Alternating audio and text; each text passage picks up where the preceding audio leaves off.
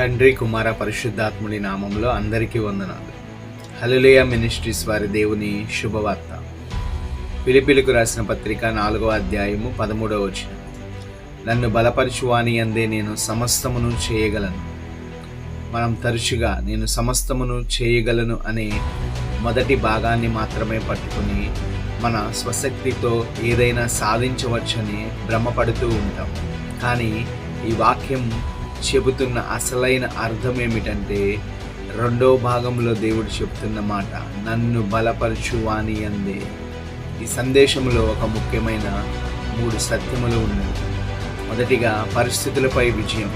పౌలు ఈ మాటలు రాసినప్పుడు ఆయన రాజభవనంలో లేడు, జైలులో ఉన్నాడు. అంటే ఈ వాక్యం మనకు కష్టాలు రాకుండా చేస్తానని చెప్పటం లేదు, కానీ ఎలాంటి కష్టములైనా తట్టుకొని నిలబడే శక్తిని, బలమును దేవుని ద్వారా మనకు లభిస్తుంది.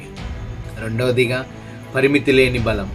మనం తెలివితేటలు, సంపద లేదా ఆరోగ్యం ఏదైనా ఒకరోజు క్షీణించవచ్చు, కానీ దైవిక శక్తి అక్షయమైనది. ఇక నా వల్ల కాదు అని చేతులు ఎత్తేసిన చోట దేవుని బలం గొప్ప కార్యాన్ని ప్రారంభమవుతుంది. మూడవదిగా, సంతృప్తి కలిగిన హృదయం. నిజమైన విజయం అంటే కేవలం లక్ష్యాన్ని చేరుకోవడం కాదు, ఆ ప్రయాణంలో ఎదురయ్యే ప్రతి ఒక్క కష్టమును, ఆకలిని, అవమానమును చిరునవ్వుతో భరించగలగడం. ఆ అంతర్గత శాంతి క్రీస్తు ఇచ్చే బలం.